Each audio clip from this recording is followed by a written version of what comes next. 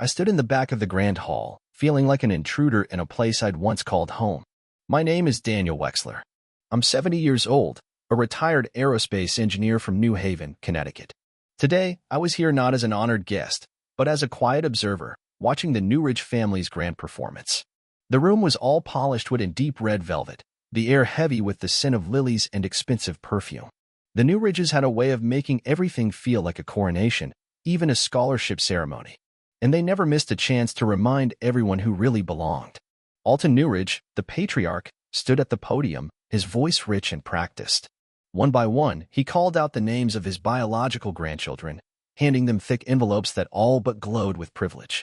Each child, dressed in perfectly tailored clothes, beamed as they accepted the checks, basking in the glow of family approval.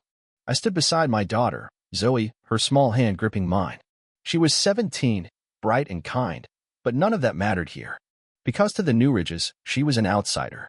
Adopted, not born of their blood. That was all they cared about. When the last grandchild stepped away from the podium, Alton cleared his throat and glanced around the room. His eyes, sharp and cold, landed briefly on Zoe. As I've always said, he began, his voice dripping with smug authority, true legacy stays within bloodlines. It's what binds us to the past and ensures our future. Zoe flinched, just slightly, but I felt it. My gut twisted as I squeezed her hand. She didn't say anything. She didn't have to. I saw the way her shoulders tensed, the way her eyes clouded over. Lenora, my wife and Alton's daughter, sat near the front. Her lips were pressed into a thin line, her eyes fixed on the floor. She didn't say a word. She never did when it came to her father's precious legacy. The ceremony ended soon after. Glasses of champagne appeared as if by magic, and the guests began to chatter in hushed, eager voices. I felt the weight of every polite smile, every sideways glance.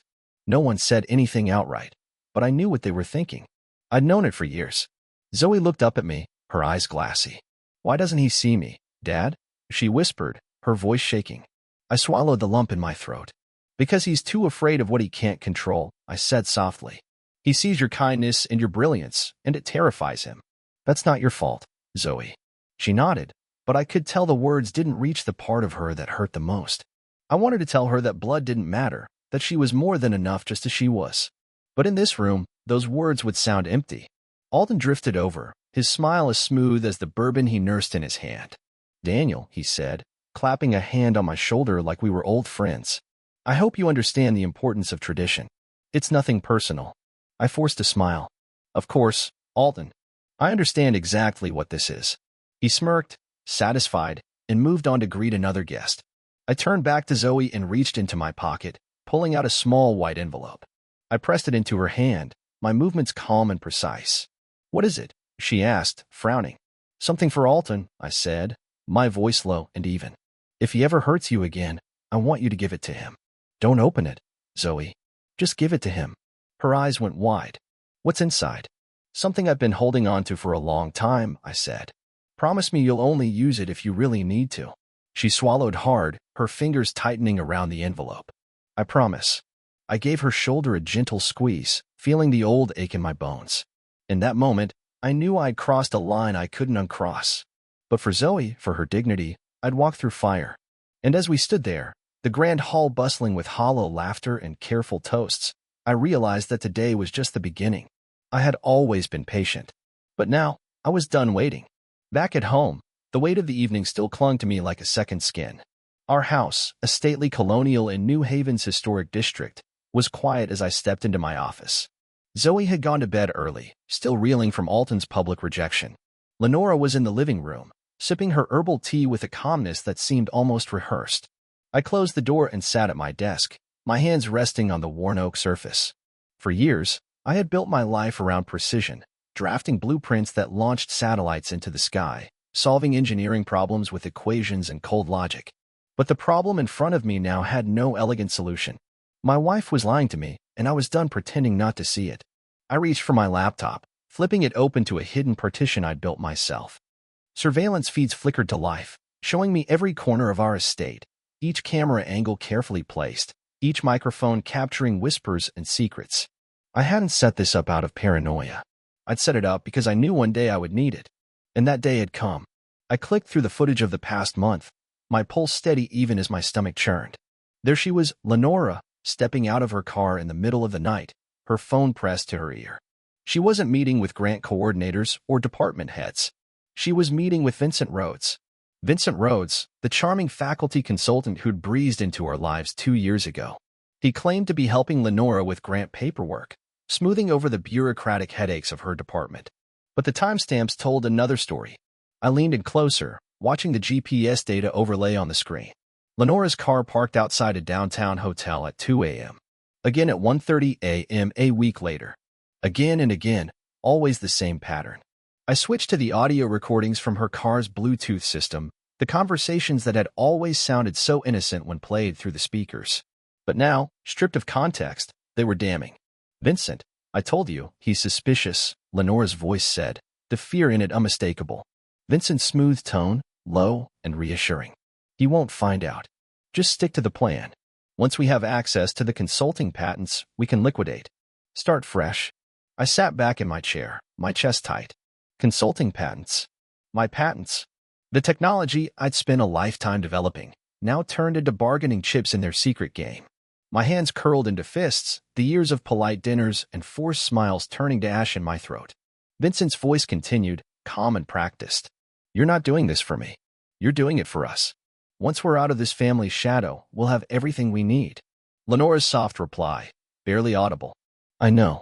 I need to be sure he'll let go." The final piece fell into place with a dull, bitter thud. This wasn't just infidelity. It was a betrayal so deep it threatened to gut everything I'd spent my life protecting. And the worst part? She didn't even try to hide it. I shut the laptop, the click of the lid sounding like a coffin closing. My mind was clear now. No more illusions, no more waiting. I wouldn't let them dismantle my legacy and hurt Zoe in the process. I opened the bottom drawer of my desk and pulled out a worn leather notebook.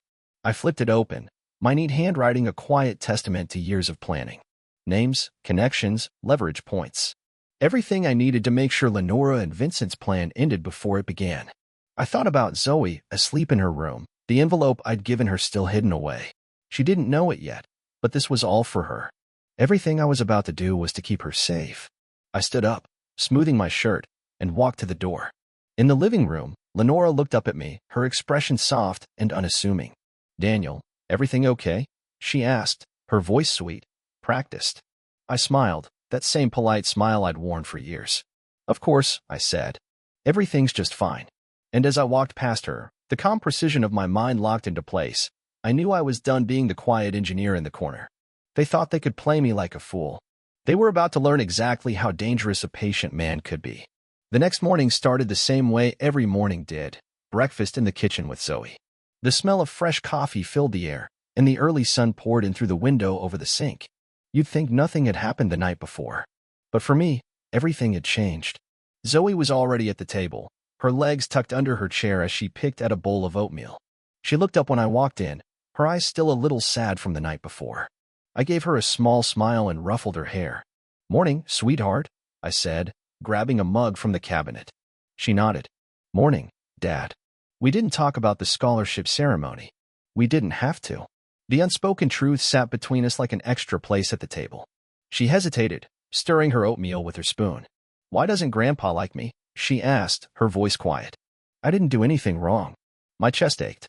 I leaned against the counter, choosing my words carefully. "People like him," I said slowly. "They fear what they can't control.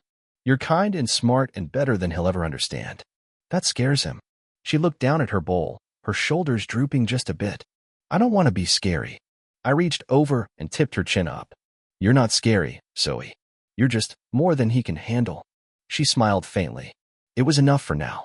A few minutes later, Lenora walked in, her hair brushed into a neat bun and her silk blouse crisp and perfect.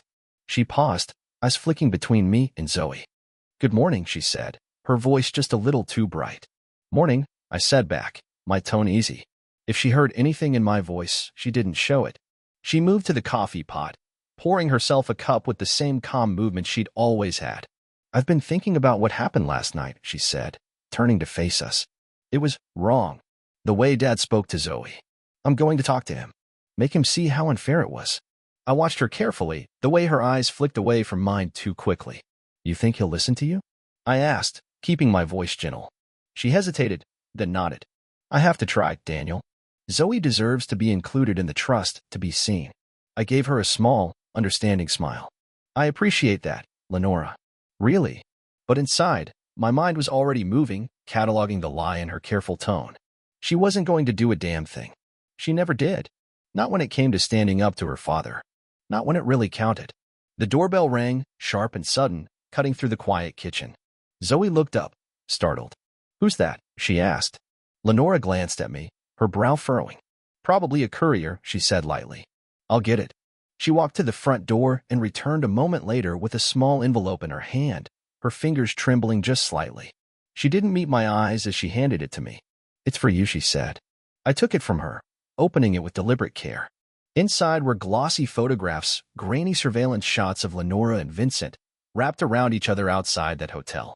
A single note was paperclipped to the top. "We talk tonight. You, him, and me. Come alone." My heart beat slow and steady in my chest. I set the photos on the counter, neat and precise, and looked at Lenora. She was pale, her lips parted like she was about to say something, anything. "Who sent that?" she finally asked, her voice tight. I met her gaze evenly.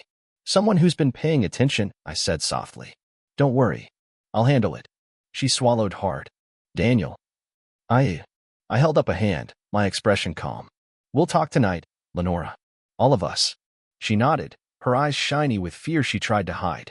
Zoe looked between us, sensing something she didn't understand. "Dad?" she asked, her voice small.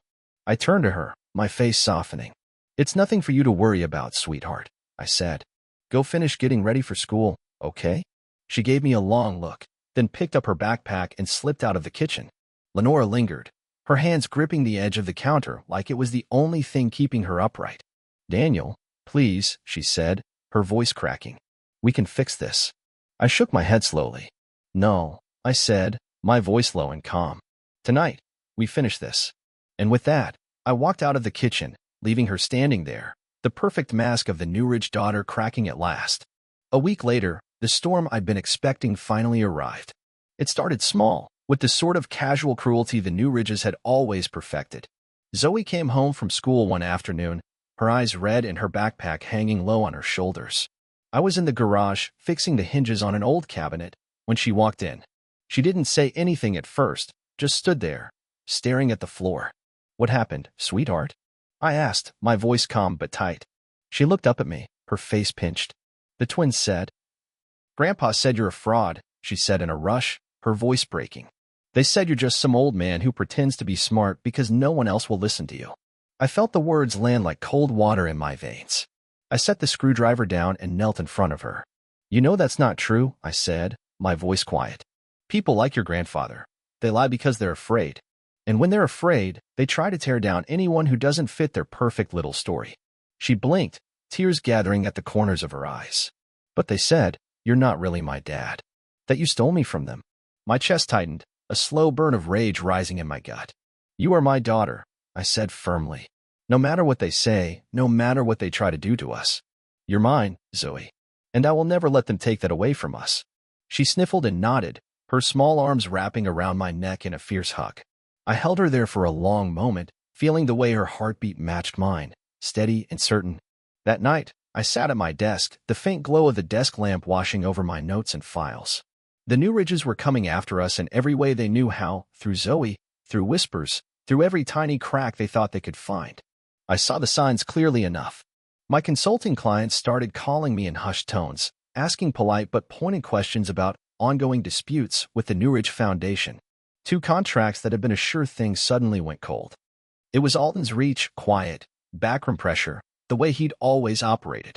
At Zoe's school, I noticed the change too. Teachers who used to greet me with polite smiles now seemed wary, as if I'd become a cautionary tale whispered in the teacher's lounge. I found out later that some of the PDA mothers, Newridge loyalists, had started sabotaging Zoe's science fair project. Disappearing pieces, lost forms that never got to the judges. It was petty, but it was effective. I didn't say anything to Zoe. She was already carrying too much. Instead, I let my mind shift back to what I knew best, countermeasures. Late at night, after Zoe was asleep, I started drafting letters. I leaked Alton's fake research grants to watchdog groups that specialized in academic fraud. I reached out to a journalist friend in New York, the the one who'd once told me, "If you ever want the truth out, you know where to find me." Within days, a quiet story had begun to build, enough to make people start asking real questions. I also filed for restraining orders against the cousins who had been following Zoe home from school, documenting every petty cruelty with the same precision I once used for engineering specs. When I found out they'd hired a private investigator to tail her, I confronted him myself. Quietly, in a parking lot downtown. He never followed her again.